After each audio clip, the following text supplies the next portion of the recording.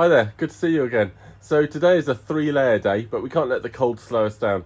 Today we are going to be doing the roll bars, the front overriders and the front splitter and first start. If any of that sounds pretty good, please give us a like and subscribe. It's going to help out a ton. So let's get into it. So these roll bars, the first thing you need to do is open up the holes so that they slide in easily, because you don't want to be risking chipping any fresh paint when you get it back from paint and start installing everything. Now a few things might be more accessible if you just tilt them slightly, but generally, you know, you want it all fairly easy flowing and easy to slide in and out. So you can see here that it's all pretty good actually. I have opened them out, and when they slot into their final holes at the bottom, then I've got some good clearances. I might just take a little smidge off this side, just a little bit more, just so we don't catch anything. So once you've done that, then you've got to bend the metal escutcheons around here. So let's have a look at those. Okay, so the escutcheons come as two ovally shaped holed escutcheons and one normal hole. That's because these angles, these major angles here, because the hole is so tight, if it's at a bit of an angle, it just grinds and catches and stops you sliding the leg down. So you've got two oval ones, so you can see here that the oval just gives you a little bit more space there. Now these two top escutcheons, pretty easy, hardly a bend in them, just a very slight bend. You could probably just do it by hand, just by leaning on over a bit of rounded bodywork. However, the escutcheons in the valley here take a bit more work, and you know, there seems to be almost two bends. There's a bend this way and also a slight bend this way, so that needs a little bit of tweaking. I usually just put it into my press over a large sort of 30mm ratchet end, and give it a little tweak over that. So that seems to work pretty well. So once you've done that, mark up your holes, and depending on how you screw them in, either into the bodywork or straight through and into a flat nut underneath, which is my preferred, then you are all done there. All right, so here we go. What to do first? Well, I think I'm going to do the nudge bars first, because we need to install these brackets, and but I do need to check that these brackets are not going to foul. I think they go roughly about there, so quite close, and just need to make sure they don't foul the splitter brackets. But I think they'll be a lot higher up and a bit further back. So I think we're okay to do it in any order. However, I guess if I install the splitter now, it's going to hinder my my drill for drilling through and fitting these brackets. But let's have a look at both. Now they've changed the design of this, not for the better, I don't think. They used to just have a bit of bracket on the end. With this, they didn't used to have this bar all the way across, which I think looks terrible. I guess it's easier for them. So, you know, and it does say that is the top. Basically, if you have the splitter this way round, you're left looking at these 4 studs, and I've just put it in there, and that looks pretty bad. So I do think this is the lesser of the two evils, and I think, I'm not sure whether to do this. I think this needs spraying because it looks awful. So it's either a black hammerite job or silver hammerite, but I don't want to like pretend it's something that it isn't, so I might just go black. So that goes in here, and yeah, the brackets are going to end up a lot higher, so you get these L shapes on either end. So I can either hang or suspend these brackets either way, through, they go this way around, through to the sidewall, and they're not going to impact at all. And where these brackets go, let's have a look here. So that was facing the front, fairly low down. Let's have a look here. So I think we also get away yeah, we also get away. There is a bit of distance, and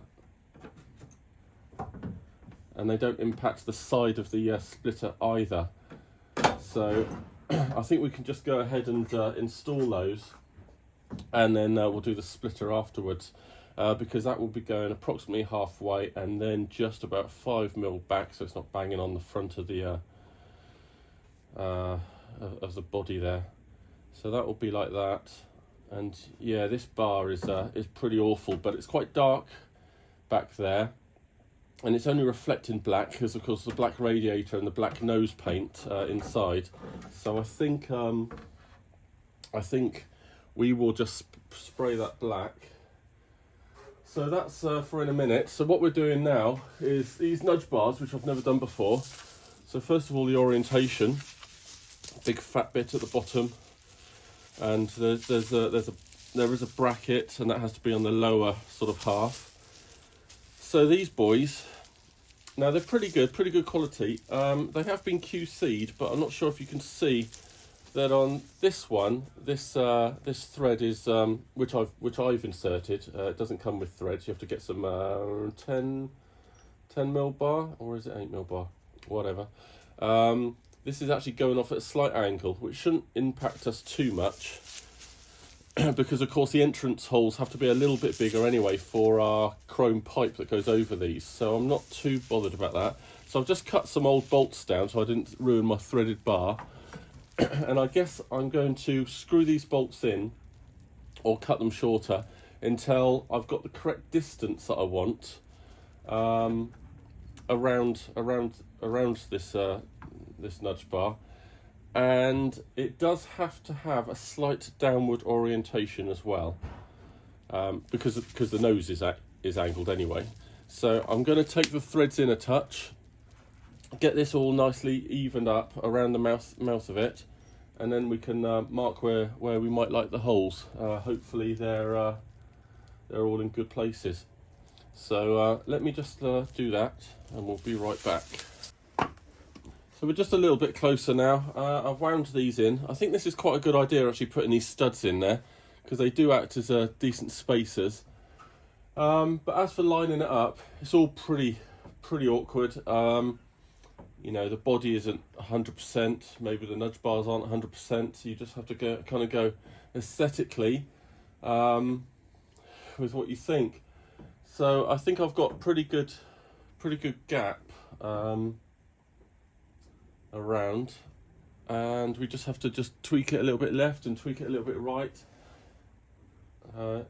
So because these nudge bars go into a point instead of an oval, it can look a little bit funny, but I think it'll look pretty good in the end. So basically, I'm going to get my masking tape out now. I'm going to line this up. I'm just going to adjust the studs a little bit more to get a good angle, so I'm pretty much exact. Try and get a random kid to hold this so I can just step back and just take a better look. And then I'm just going to mark up my holes and buzz through. Alright, let's do that. Okay, so I've taken my masking tape off because it was just confusing things after my initial holes. I've gone up to M8 and I'm just checking it all out, and I'm pretty pleased with excuse the camera, I'm using my knee and one hand while I video. So I've just lined up my studs with the holes just to see which way I need to be going, etc. So they need to be going to the right more here, because they kind of go oval shaped, you know, on the because the body's slanted, and the same on that side. But I did it basically to make sure I'm happy with the setup here, just in case I needed to go a bit more over to the left, right, up, down, etc. But I'm actually quite happy with my initial holes. I'm just going to open those up a touch more, just so the studs will actually slide in, and maybe get a nut behind them, just so I can just check it all out to make sure, you know, it's all good. Alright, so I've now managed to get the studs through, so it's kind of hanging there by itself, although I'm not going to truss that for too long. And I gotta say, I'm pretty made up with that. I seem to have been fairly accurate. with my holes, and they're not too scary. I've got the same gaps everywhere. You know, there's a couple of mil difference due to body or due to nudge bars, but at the end of the day, I think it's pretty good. I think what might really pronounce any issues is putting the splitter in there, but we're just going to have to do that to make it aesthetically pleasing, and see how it goes. So I'm going to go ahead now, and I think I'll be able to line up where my brackets have to go, and then I can mount the brackets inside, because you can see in here, let's have a look. So you can see my studs coming out, so I'm going to be mounting the brackets up, obviously with those bolts going out to the body. I'll be mounting them up something like that. So I'm pretty happy with that, and it's all quite tidy and out of the way. So I think that's the next step really, just to get those brackets in there so the studs go through, do the holes for the studs in the brackets, and then after that we're going to open up these holes a little bit more sympathetically, so we can get the this stainless steel shiny tubing to cover the studs. So you just cut a short piece just to go through the hole and cover the studs. So it does need to be a little bit bigger, and we'll be able to make the holes a little bit neater. Rightio, so hopefully you can see that bracket in there. So I put on my longer studs. I measured about 17 centimeters, so I've got a couple of centimeters in the bars, and I've got a couple of centimeters protruding out the back, and so that all goes in there okay. And then I marked around the holes roughly where they seem to be pressing more, so I'm opening up you know, more on this side than any other side. But what I've got a cut off bit of bar, and I'm just going in straight there to give a couple of mil all round it. And obviously, you know, the hole ends up being oval, so I'm making sure I'm holding the file straight, and just going in there and making the nice hole. So file, keeping it straight, and going in there and giving it a nice edge, like that. Obviously going at it a little bit harder than that. And then when I've done, I do just to round off the edges, so that any loose you know, bodywork, you know, doesn't start chipping and flaking off. Just give it a nice round edge. And also I find that it gives a better finish to the paint, with the paint kind of almost pouring into the hole, if you like. It's a bad explanation, but it's not just a sharp, you know, it's not just a dead sharp, you know, edge. It's just chamfered and rolled in. So I'm just going to make these holes to fit the bars, and then try and fit it all with the bars, and see how that goes. So I haven't touched this one yet, so that's not fitting. I've put a black mark around here where I know I need to open out, you know, on this side preferably, and we're going to just go in straight and make this nice hole like this. All right, I'll see you in a second. There we go. So that's my first pass with cutting some tubing. Pretty happy with that. Obviously you need the hole slightly larger to take into account paint, and you don't want to put undue pressure on any of the bodywork. They all seem to slide in there pretty easily. Quite happy. So that was my first cut of the pipes, not sort of realising they would obviously adjust the depth of the fitting of the bars. So you know, obviously if they're shorter I can just put a few washers on there, but if they're longer I'm gonna have to cut them a little bit more, so I need to take sort of 5 mil off that bottom one, just to let the bars go in closer to the bodywork. I think just 5 mil. Or actually I need to do them a little bit more than that, because you can't just put a locking nut on the back because, you know, there's a chance of it all unscrewing out of the nudge bar end. So I think I'm going to have to put, you know, a locking nut here and here to keep that thread at that distance and stop it rotating, etc. So I'm going to cut that bottom one sort of a nut width and 5mm. Top one's pretty good, so I can get a nut in there and even a washer, and I'll check the others as well. Right, so we're all done with that. I think that's all good. It's all lined up, it's all central and everything. I've got some gaps there for nuts and washers, so there's a degree of flexibility. You can obviously pack out the bottom and reduce the top if you wanted to just sort of just adjust the angle ever so slightly, I suppose, within the bounds of the holes that you've done. So I'm pretty pleased with that. Pretty pleased. So the next thing is the splitter. Now, do I just put the splitter in the middle of the mouth space, or am I attempting to line it up with the kind of creases, joins here of the nudge bars?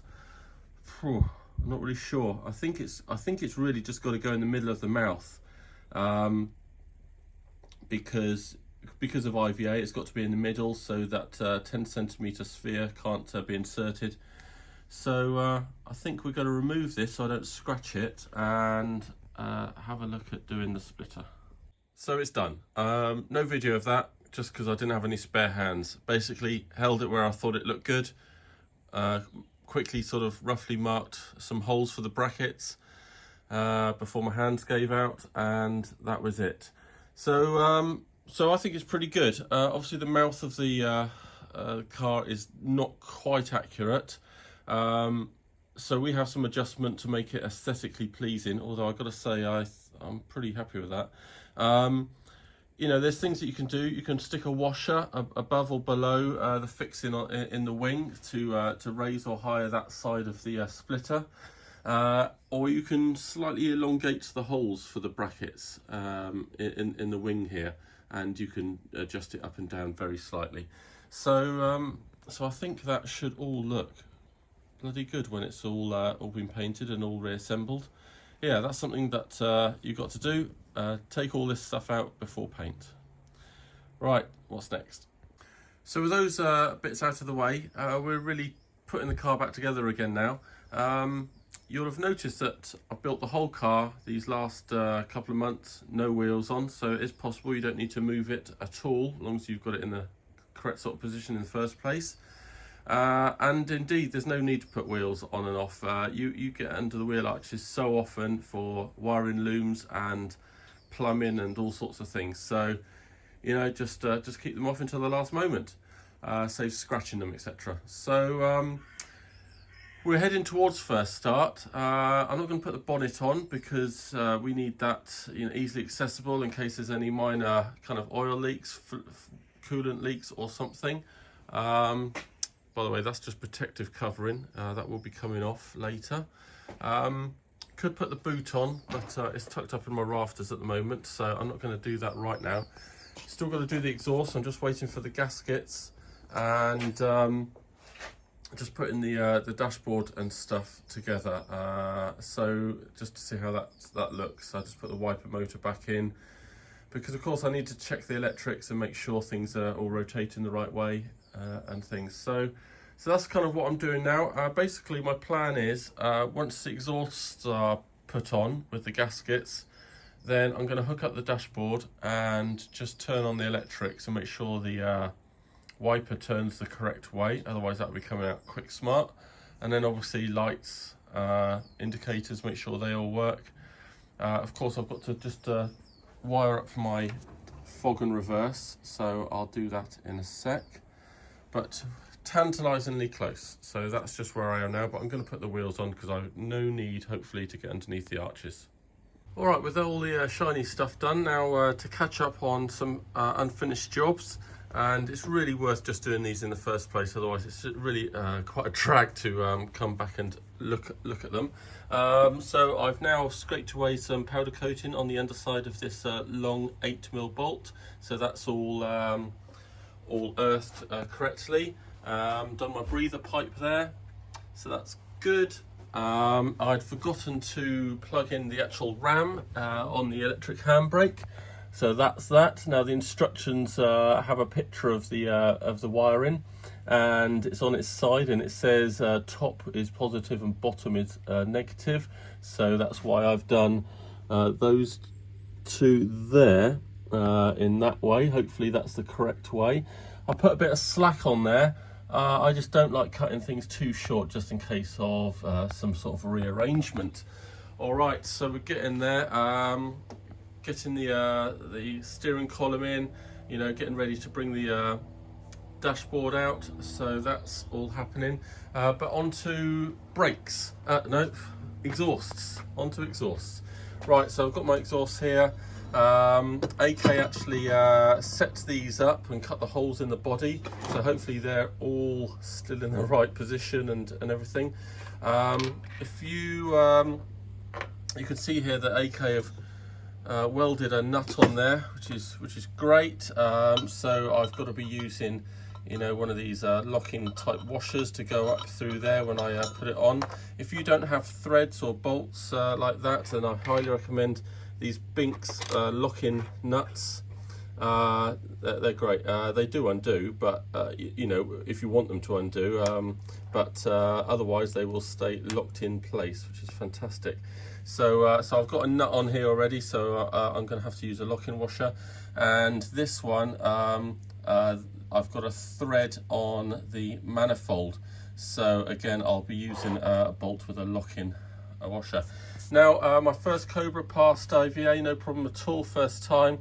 My second Cobra unfortunately failed just on emissions, and specifically too much air getting into the system. I could only imagine that it was air getting in around this gasket, and that might have been, you know, because this isn't quite level, so it has got a slight mil, half mil gap. So now belt and braces, I'm going to be just doing a thin smear of exhaust assembly paste, and that'll take up any slight gaps, and I'm hoping for a pass, certainly on emissions this time. So that might be worth doing. I'm going to do a smear here, put the gasket on, do a smear on the other side, sandwich it all together, happy days. And I may even do a little smear around here, but you need to be careful you don't get any of this exhaust paste going into the catalytic converter that's joined to the exhaust. Anyway, so I'm just going to throw these on. I've done one already. Let's see if we can have a look. So there it is. So hopefully that's all facing the right direction, and we got a smear in of the exhaust paste just leaking out there. So yeah, happy with that. Right, so let's do the next one. All right, happy days. So the exhausts are all on. Pleased with that. Little bit of a tussle. Just had to take away a little bit of this front edge, and I'm actually, now they're fitted, I'm actually going to take a little bit more as per my red lines, just so it's not too close to the heat. Of course, most of this will be hidden anyway by the escutcheon, which is kind of the next task. So that's all good, all looking a-okay. And obviously you need to make sure that the door can still open. This is my first time of checking, and I'm hoping that is going to allow the door to open. That'll be interesting. So all fine, all fine. Now what else have I been doing? Okay, so my pulse signal cable I've now wired into the unused black yellow, I think it was. So I've taken the black yellow out, or cut it short, and put in my signal wire, because the black yellow was for the fan low speed, which is not needed. So that will then come out and go into my speedo sensor cable. So that's making use of the connectors there without adding another connector. Actually, the next thing I'm going to show you is the washer bottle line, because I can't quite face drilling into any more stainless at the moment. So basically, I think it's something like a 4mm inner dimension line all the way from the washer bottle. I am tiger sealing it up around here, up against the curve, the valley there. So nicely tucked out of the way. Remember to put a one-way valve in it, tiny little one-way valve.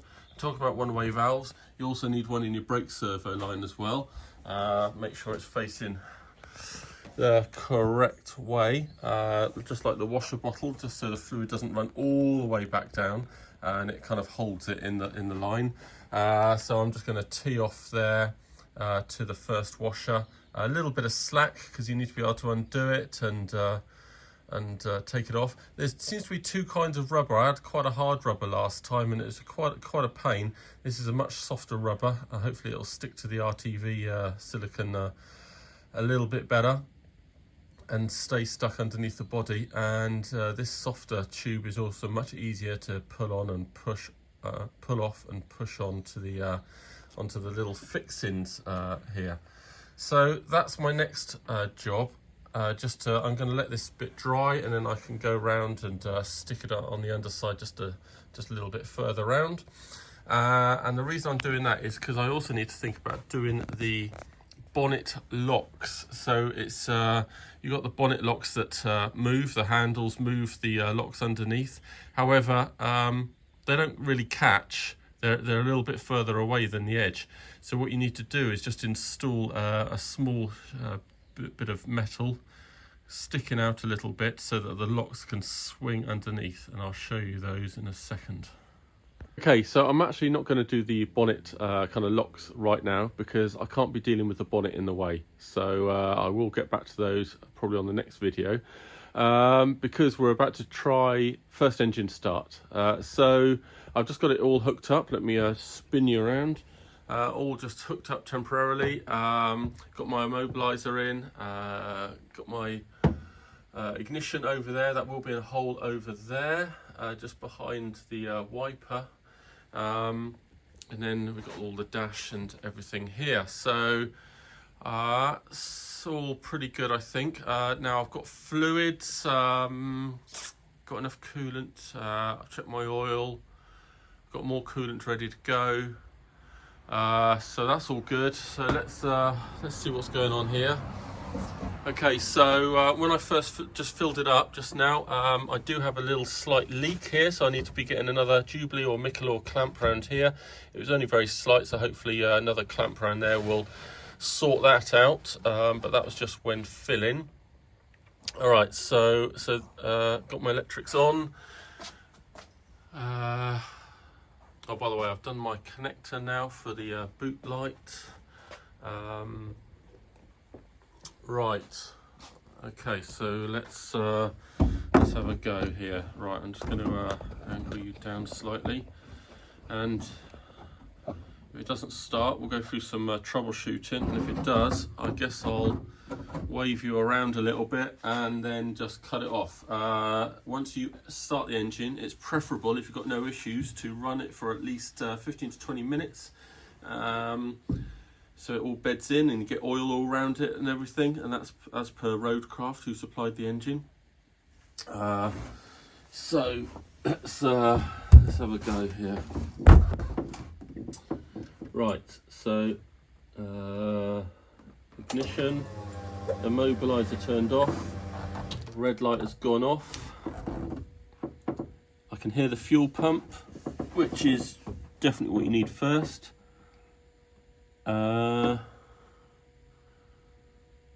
So I think we'll go for that. Here we go.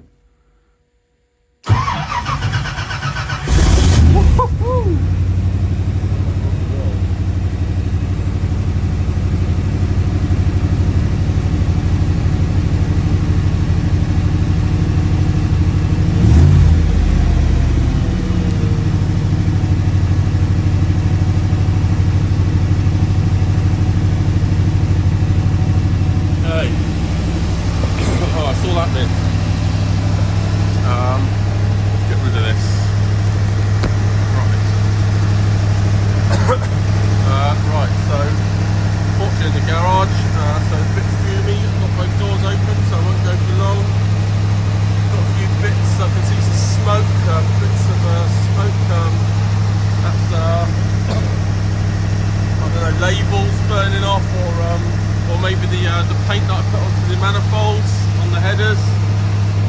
That's all good. Right, good.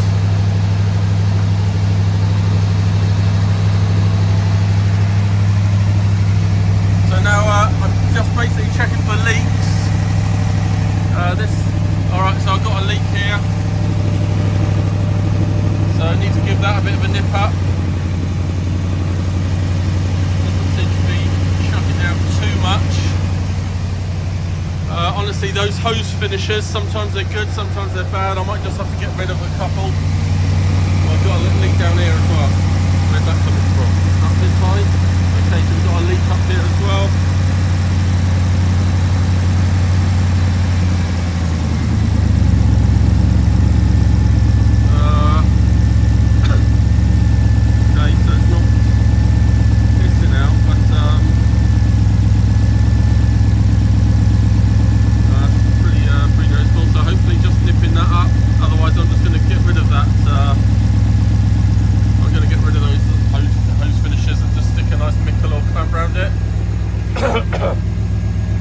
Alright, rock and roll.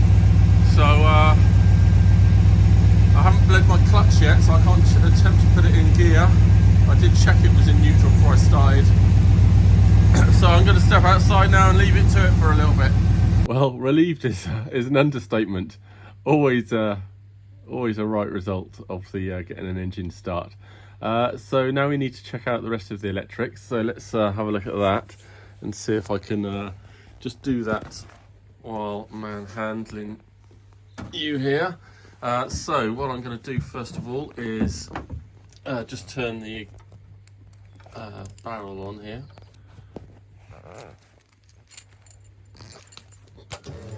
There we go. Right, so all the dials did their sweep, and you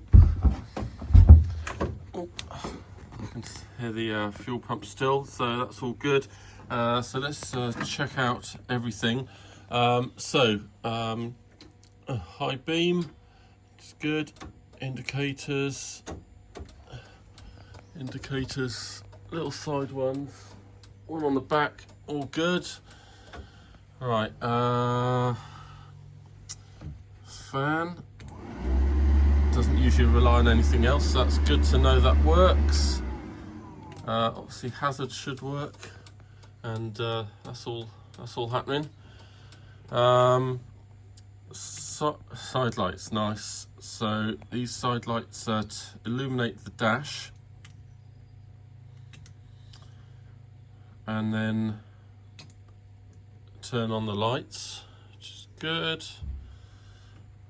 And I think fog. Right, fog's not happening, so I need to check that out. And I'm not in a position at the moment to check reverse. So if they both fail, then they're going to have an issue like with the joint earth. If it's just this fog, then it's my issue just with the wiring probably behind here. So I'm going to have to just check that out. But that's all cool, that's all cool. I can't check the electric handbrake yet because I need to verify the wiring on the back.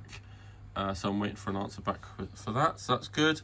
So speedo's all good, so I can program that now with the little arithmetic you have to do and set the code. Wipers. So do wipers into first position, and I'm relieved that they are rotating the correct way. So if that had a wiper on it, that would do a sweep and back again, so I don't have to mess about with taking it all back out and setting the ramp to adjust the finish. Good. Wow, so I'm pretty wiped out by all that. It's certainly calls for a beer now. Pretty awesome to get the first engine start, but I'm pretty burnt out, I think, after all the bumpers and the splitter and everything else. So I'm going to stop the video now, but in the next video we're going to be finishing up, putting the bumper on and the kind of catches for the locks, and getting the dashboard in successfully, and then stripping it all before it goes to paint, which happens in about 4 days. So I'll see you again.